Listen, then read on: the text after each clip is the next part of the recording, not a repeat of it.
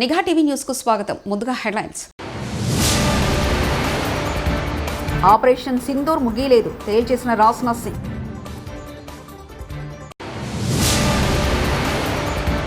రెవెన్యూబుల్ పరిశ్రమ మాత్రమే కాదు, ఉద్యమం, మినిస్టర్ లోకేష్.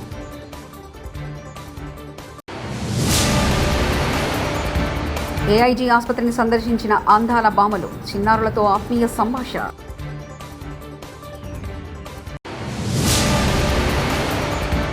మంత్రి కొండా సురేఖ ప్రెస్ మీట్లో మాట్లాడుతుండగా విద్యుత్ అంతరాయం.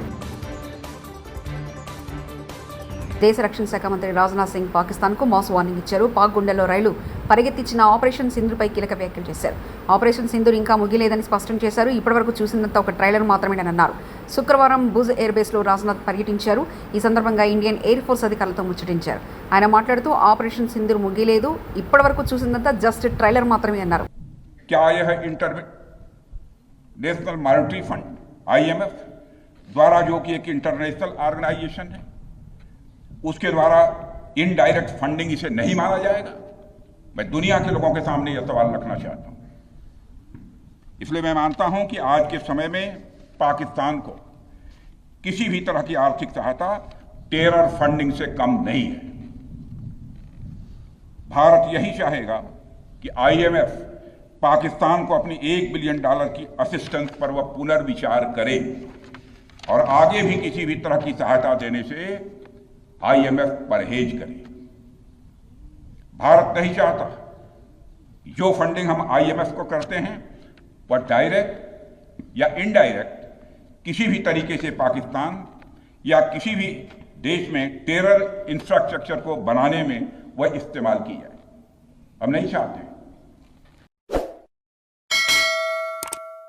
ఈ దేశం భారత్ ఆర్మీ ప్రధాని మోదీ కాళ్లకు ముక్కాలంటూ వివాదాస్పద వ్యాఖ్యలు చేసిన Madhya Pradesh BJP deputy CM Jagadish దేవా. देश की वो सेना, वो सैनिक उनके चरणों में नतमस्तक है.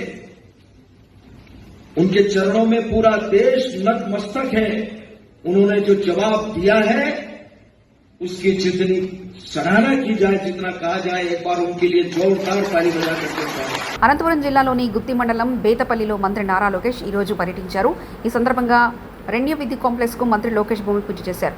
2,300 ఎకరాలు 22,000 కోట్లతో రెన్యూవబుల్ ఎనర్జీ కాంప్లెక్స్ ను నిర్మించనున్నారు. పవన, సోలార్, బ్యాటరీ ఆధారిత విద్యుత్ ఉత్పత్తి కాంప్లెక్స్ నిర్మాణం జరగనుంది. ఈ సందర్భంగా మంత్రి మాట్లాడుతూ భవిష్యత్తు ఆశలు, ఆకాంక్షల వారీగా రెన్యూవబుల్ ఎనర్జీ కాంప్లెక్స్ నిర్మాణం జరుగుతుందని తెలిపారు. రెన్యూవబుల్ ఎనర్జీ పరిశ్రమ మాత్రమే కాదని ఉద్యమక అన్నారు. Total investment of 7,000 crores will be deployed by Renew Energy, and combining with phase 2, a total 1,800 megawatts of solar, 1 gigawatt of wind, 2,000 megawatts of battery energy storage systems with a total investment of 22,000 crores will only come to the Rayalaseema region of Andhra Pradesh. This complex is more than generating power. It will generate livelihoods, empower communities and energize our economy. After a 5-year lull, Andhra Pradesh is witnessing a green renaissance. A return of renewable energy majors like Renew sends a loud and clear message that this is the decade of Andhra Pradesh. This is the dawn of clean Pradesh. Let us not forget, Renew was one of the largest renewable energy investor in Andhra Pradesh before 2019. Despite the challenges of the past, they are back not just with investment but with conviction. Because when policies are strong, confidence returns, and when leadership is visionary, growth is inevitable. Mr. Sinhaji, your belief in our state and its future is really inspiring. Your return is not just a partnership, it is a reunion of vision and values. I was sitting next to Sinhaji. He was explaining various other projects as a group they want to undertake. I told him only one thing: give Andhra Pradesh the first opportunity and we will deliver on the speed of doing business, and we will ensure that you will call Andhra Pradesh and Rayalaseema your home soon. To all the government officials and the partners who made today possible, thank you very much for being the wind beneath Andhra Pradesh's green wings. We are not just laying concrete here, we are laying a vision of cleaner, greener and greater Andhra Pradesh. I would request all my cabinet colleagues, MLAs, MPs, NETCAP and all concerned district officials to extend all support to such projects and ensure that they have absolutely zero difficulty. The collector is also here. He has to take up the responsibility and lead from the front. The Honorable Energy Minister is also here. Any support that is required, we are more than willing to extend. Every step taken today to support investors during project execution will go a long way in establishing us as a leading state in renewable energy deployment and a hub for clean energy. Together let us rise. Congress పార్టీలో కేవలం రెడ్డిలకు గౌడ్లకు పదవులు ఇస్తున్నారు. మొగుళ్ళు పనిచేస్తే పిల్లలకు పోస్టులు ఇచ్చిన ఘనత కూడా కాంగ్రెస్ పార్టీదే. మరి మేము పిల్లలకు పనిచేస్తున్నాం, మా మొగుళ్లకు కూడా పదవులు ఇవ్వండి అంటూ మహిళా కాంగ్రెస్ అధ్యక్షులు సుందరరావు వ్యాఖ్యానించారు. చెప్తున్నారు అక్క ఈ లిస్టు చూడక్క, అందరు అన్న ఇట్లా వేస్తే ఎట్లా అక్క, సీఎం అన్న చెప్పాలి కదా, నువ్వు మాట్లాడవు ఎందుకు, నువ్వెందుకు, ఇక్కడనేమో అన్న గౌడ్లకి ఇస్తారు, అక్కడేమో రెడ్లకి ఇస్తారు, మరి మేము ఎక్కడ పోవాలక్క అని అడుగుతున్నారు. ఇప్పుడు దానికి సమాధానం ఎవరు చెప్పాలి? మహేష్ కుమార్ గౌడ్ గారు చెప్పాలి. అసంతృప్తి ఉండదా? మరి వేరే వాళ్ళకి అందరికి ఇస్తే మరి మాకు అసంతృప్తి ఉండదా? మరి వీళ్ళు ఎవరో కూడా తెలియాలి కదా మాకు. Who are they? We don't know. We are seeing for the first time మొగుళ్ళు పనిచేస్తే పిల్లలకి పోస్టులు ఇచ్చిన ఘనత కూడా కాంగ్రెస్ పార్టీలోనే ఉంది. ఆయన పనిచేసిండంట గతంలో, ఈయన పేర్లు తీయదలుచుకోలేదు, వారికి ఇస్తే మేమందరం కూడా కొట్లాడాం ఆ రోజు మహేష్ అనేది. సరే భర్త పనిచేసినందుకు భార్యకి ఇస్తే మరి భార్యలు పనిచేస్తారు, మా భర్తలకి ఇవ్వమని కూడా అడిగి. 33 మంది ప్రపంచ అందాల బామ్మలు ఒకటేసారి కాళ్ళు కడుగుతుంటే అక్కడ వరద పారుతుందని ప్లేట్లలో కడుక్కోవడానికి ఇచ్చాము. ఒక అమ్మాయి కాళ్ళు గడిగి తుడిచింది, అది తప్పుగా చూపించడానికి మీకు సిగ్గనిపిస్తలేదా అంటూ మంత్రి సీతక్క. అక్కడ ప్రభుత్వము వాళ్ళ కాళ్లకు నీళ్లు ఇవ్వడము, కాళ్ళు కడుక్కున్నాక తుడుచుకొని రావడం, ఎందుకంటే అదంతా టెంపుల్ ప్రెమిసెస్ కాబట్టి. మరి అంత 33 మంది బయట కాళ్ళు కడుక్కుంటే నీళ్లు వరదై పారుతాయని ఎవరి ప్లేట్ వాళ్లకు, ఎవరి చెంబు వాళ్లకు, ఎవరి టవల్ వాళ్ళకి ఇవ్వడం జరిగింది. ఒక్క అమ్మాయి ఏదో ఈవెంట్ మేనేజ్మెంట్ నుంచి వచ్చిన అమ్మాయి ఆమె స్వతహాగా ఆ చెంబుతో నీళ్లు పోయడమో ఇంకోటి ఏదో చేస్తే అది ప్రభుత్వం మీద అంటగట్టడం సిగ్గనిపించట్లే మీకు? మిస్ వరల్డ్ 2025 పోటీల్లో పాల్గొనేందుకు హైదరాబాద్కు వచ్చిన అందాల బామలు పలు చారిత్రక ప్రదేశాల్లో పర్యటిస్తున్నారు. అందులో భాగంగా నగరంలోని ఏఐజీ ఆసుపత్రిని శుక్రవారం వారు సందర్శించారు. అక్కడ చికిత్స పొందుతున్న చిన్నారులను వారు ఆత్మీయంగా పలకరించారు. కాసేపు ముచ్చటించి చిన్నారులకు ధైర్యం నింపారు.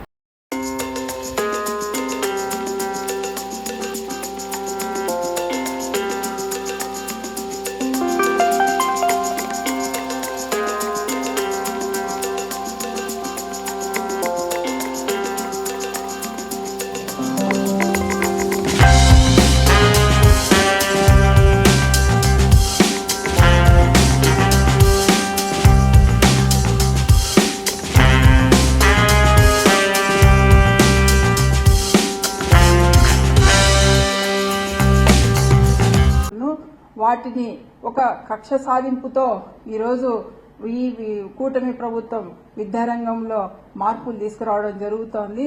ఈరోజు ప్రతి ఒక్కరు కూడా ఈరోజు ఉపాధ్యాయులు కానీ అలాగే విద్యార్థుల తల్లిదండ్రులు కూడా ఆందోళనకు గురయ్యే పరిస్థితి ఏర్పడింది.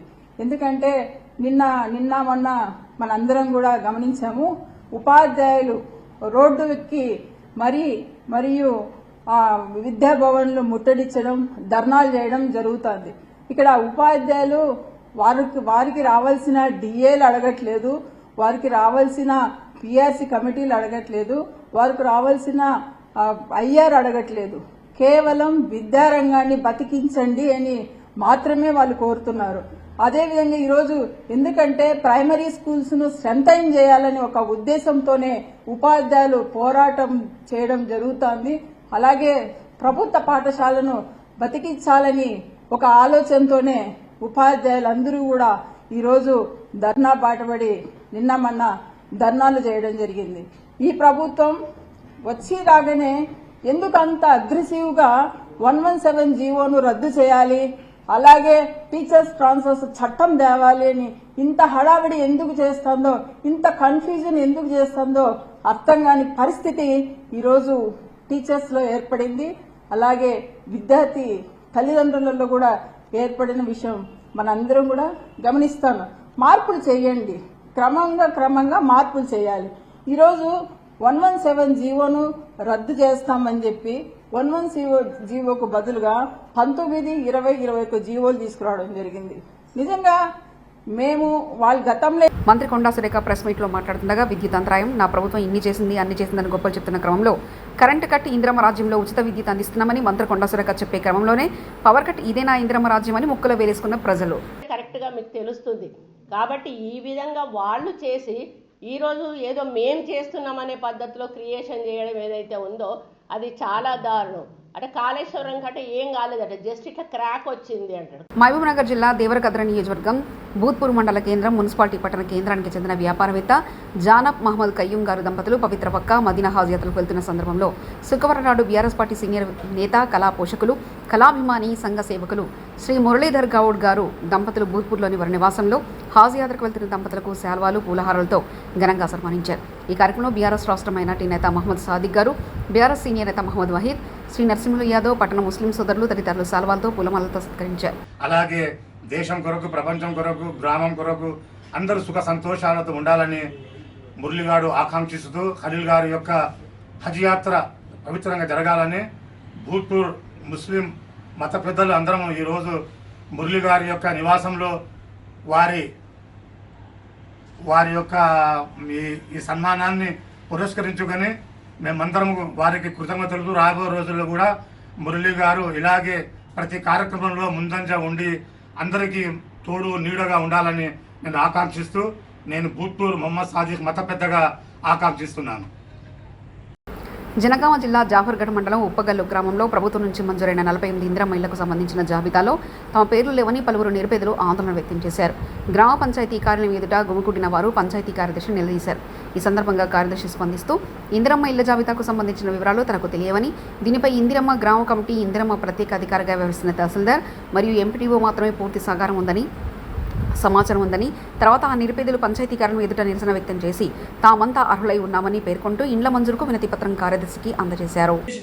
అయితే ఎంపీడీఓ అంటారు ఏమన్నారంటే ఇక్కడ గ్రామ పరిధిలోనే మీరు అడగాలి, వాళ్ళు ఇందిరమ్మ కమిటీ దీన్ని ఫైనల్ చేస్తాను, ఇందిరమ్మ త్రోటు కడియన్స్ చేయాలని చెప్పడం జరిగింది.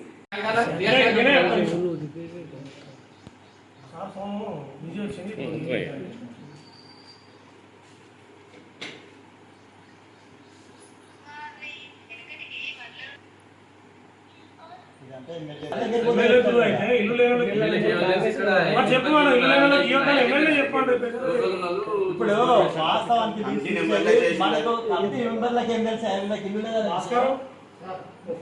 ఇల్లు దగ్గర మొత్తం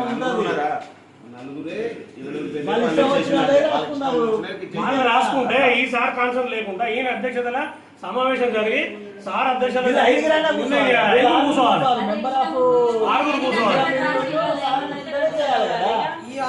డిపార్ట్మెంట్ లో భూమి ఉన్నదా తెలుస్తుంది. భూమి లేని వాళ్ళను ఫస్ట్ ప్రియారిటీ ఇవ్వండి. ఓకే అని మీరు కన్వీనర్, మీరు అన్నిటికీ మీరు బాధ్యులు. మీరు ఇవ్వండి. ఇప్పుడు మీరైతే ఎవరైతే ఉన్నారో, ఇప్పుడు రాజుగారు మీరు ఎంతమంది అయితే పేర్లు అయితే ఎంతమంది కాదు, అందరూ ఇల్లు అందరూ ఎంతమంది అని కాదు, ఈ నలుగురని కాదు. ఒక మాట వినండి, మనకు 1451 మంది అడ్రస్ పెట్టుకున్నారు. నేను ప్రతి ఇల్లు తిరిగిన వాళ్ళు తిరిగిన మాట వాస్తవం. గవర్నమెంట్ కు మనం నిధులు ఇచ్చినాం. మా ఉప్పుగల్లు గ్రామంలో దాదాపు 250 నుంచి 300 ఇల్లు కావాలని మనం నిధులు ఇచ్చిన తర్వాత మరిగా మా ఫస్ట్ విడత కొన్ని, సెకండ్ విడత కొన్ని, థర్డ్ విడత కొన్ని ఇస్తారు కావచ్చు. అయితే ఫస్ట్ విడతల పురాగా గుంట భూమి లేని వాళ్ళకి ఇవ్వాలి. ఆనం పక్క పెట్టి బంగ్లాలకు భూములకు ఇల్లు కూర్చొని మీరు ఇల్లు ఇస్తే అది బయటకు వచ్చి గ్రామసభ పెట్టి మీరు సెలెక్ట్ చేసినా మన ప్రభుత్వం నుంచి ఎలాంటి గ్రామసభలు రాలేదు. మన ఒక్క కాదు, రాష్ట్ర వ్యాప్తంగా అదే జరిగింది, మనకు అదే జరిగింది. ఏ బేసిస్ లో మీరు సెలెక్ట్ చేసింది? ఏం చేయలేదు. ఎవరు చేసింది? మీరు కన్వీనర్. మీరు కన్వీనర్. ఆపరేషన్ సింధూర్ ముగియలేదు, తేల్చేసిన రాజ్నాథ్ సింగ్.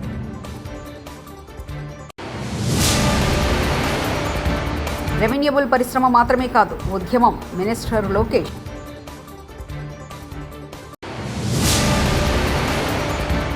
ఏఐజీ ఆసుపత్రిని సందర్శించిన అందాల బామలు, చిన్నారులతో ఆత్మీయ సంభాషణ.